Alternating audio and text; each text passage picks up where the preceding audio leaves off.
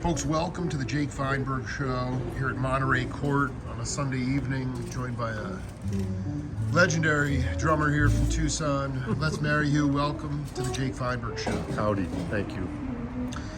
You know, I just want you to talk to younger cats about how you learned to subdivide the rhythms. To me, when I interviewed Ron Tutt, it was just, he just said, no matter what the setting is, it's all about subdividing. And I just wanted you to talk about that, whether that mathematical concept as it relates to the rhythm. Well, it is a mathematical thing, but I just kind of play off of what I hear. And I try to place things in that fits in and around it. In a jam setting, when you were younger, could you talk about some of the more avant-garde projects that you were a part of? Going back to the early 70s, back when the experimental days, back when there were no labels, when there were labels, but it was the era of freeform radio and everybody was doing, you know, they were obsessed with, it was all music, you know, you were young. Yeah, well, basically it was just everybody was putting bands together. I really wasn't doing jams. It was, let's start a band. And you would learn. That was the hip thing, is have a band. That's what I did. Where I was absolutely. from. And so you would learn tunes, and that's how it was. But I was always, I liked blues a lot. I liked swing, and I liked doing more original music. I got tired of doing cover stuff, which is a good way to learn parts, you know. But that's how I came up. It was just playing with people, and you learn from there. Was there a period of time in the when did you start your professional career? Professional. Well, you know, I probably started playing drums back in junior high and just kept playing. There was a guy in Seattle named Dave Coleman Sr. who basically taught everybody in Seattle. And I didn't know it at the time, but he was teaching you swing, how to read music, all this. Everybody that I know that came out of Seattle pretty much had lessons from him. And I find out years later that he was Billie Holiday's drummer, but he moved from California to Seattle to raise a family. Sure. He had his son, Dave Coleman Jr., who was a contemporary of mine, and he went on to... I feel like I know that name. What about, was there a club still in existence there called the Longolin? Don't remember that one. I'm just, because, you know, this was a little bit before you. Mid-late 60s, Coriel was there, Quincy Jones was there. A lot of cats were in Seattle. Yeah, Ray Charles. There was a whole scene there. So yeah. Were you exposed to that blues scene there when you were you going in and seeing some of the cats playing that authentic? No, not really. Not until later on when they had a thing happening in Pioneer Square. Talk about that. Who's a seminal blues guy that you could say, you know, what I learned from them was to get the message across that the audience can feel it? Well, there was a guy from Alabama called Isaac Scott that was very big there. And he was original blues stuff. And through him, we met people like Albert Collins. We would have people, Charlie Musselwhite would come by. You know, just play harp and sing? Yeah, and so, and Albert spent a lot of time, everybody played with Albert at one time or another. I played with him, I did gigs with Charlie. You know, it would be like a one-off thing, and that was kind of where you really learned. Can you talk about what you think are the strongest qualities, being that you were in bands, and that was the thing to do, and frankly still is, except it's just hard to be in the band business now. Yeah. What would you say about what makes a strong leader on the bandstand? What are the qualities? A strong leader? Well, you certainly need to be focused because, you know, musicians will get out of line easily.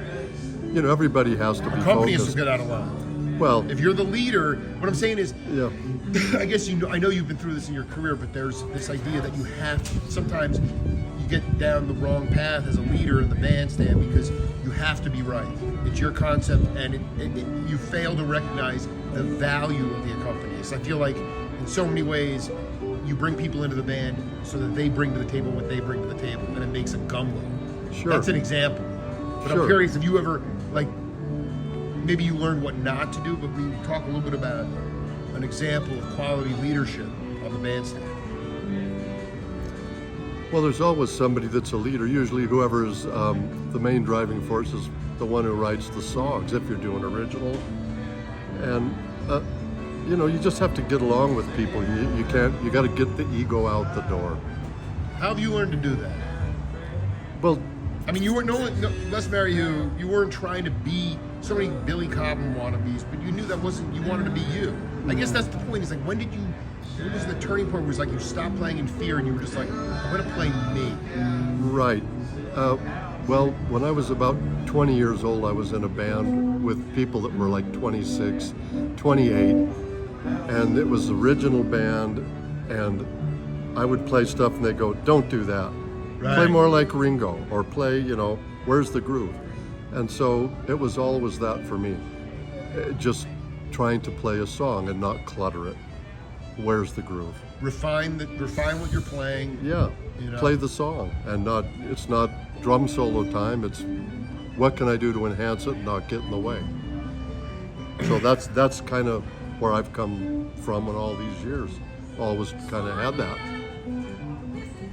Did you ever play in like a, you know, sort of a Return to Forever, Mahavishnu kind of band?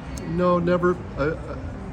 Mostly original kind of stuff, and then from there, it was too hard to make a living for me playing music, Yeah. so I ended up playing blues, and we were working every weekend in town, and if you're playing blues, you're not doing that kind of music, jazz kind of stuff.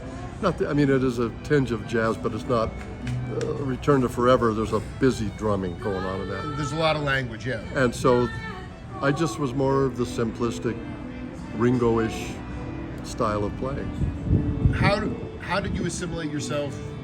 You know, I'm a kind of in my own like hermetically sealed bubble. I mean, I do a lot. I mean, I'm pretty relentless as a journalist, but there's still so many cats in this town. You know a cat named Theodore Reyes, by the way, Ted Reyes?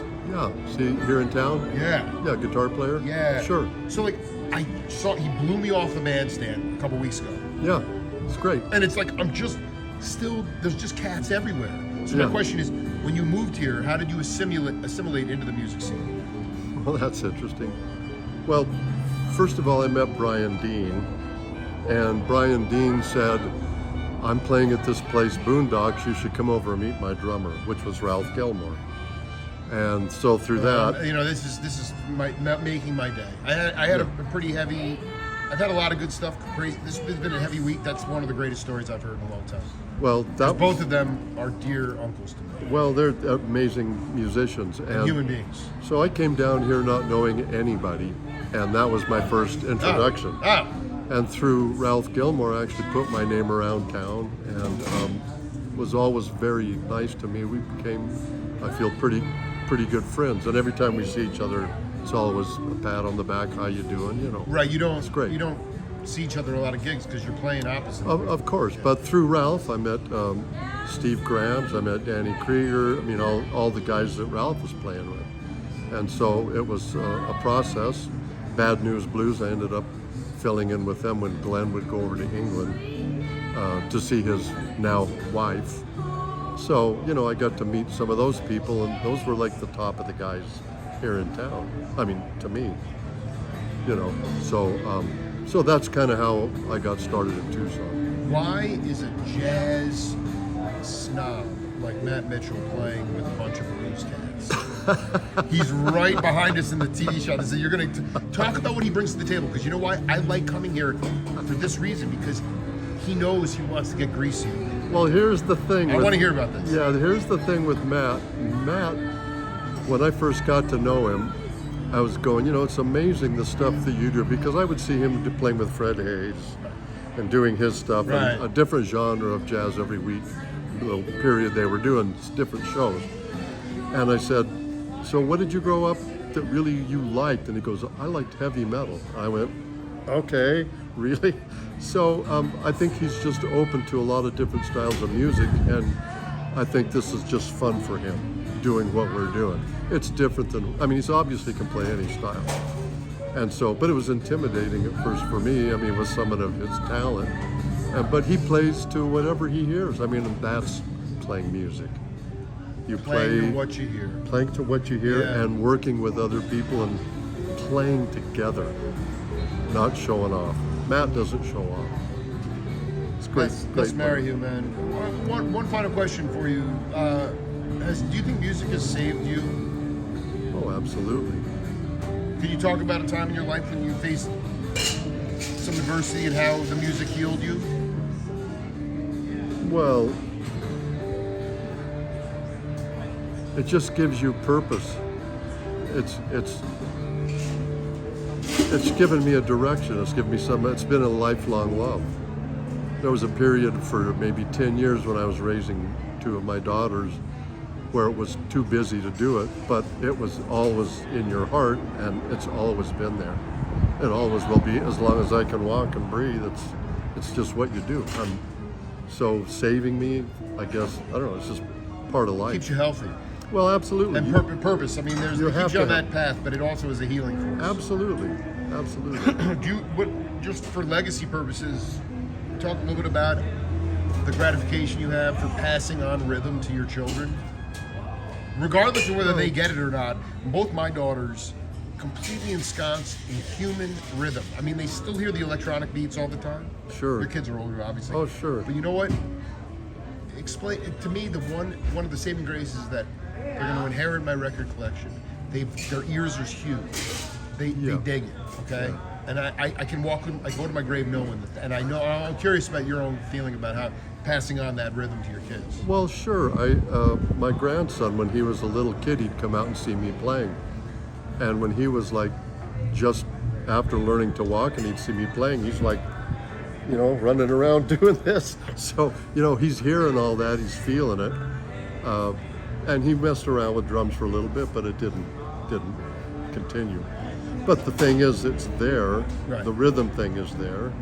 And I mean, who doesn't relate to music? I mean, it's... Well, more and more, yeah, you're right. The point is you planted the seed, Oh, yeah, absolutely. and that will continue on down the road. Sure. So, yeah, I mean, I don't mind if you want to get a little bit busier tonight on the drums. I wouldn't mind a little more Lenny White or, Alphonse Mouzon. Like, to me, like, polyrhythms, this is just me riffing. It just, they open me up. Oh, yeah, yeah. You know? But I'm really honored to be with you guys tonight, and Les Merrihew. It's a long time coming, but definitely worth the wait, man. Thanks for being part of the program. Always a pleasure. Always a pleasure. This is the Jake Feinberg Show. We'll see you later.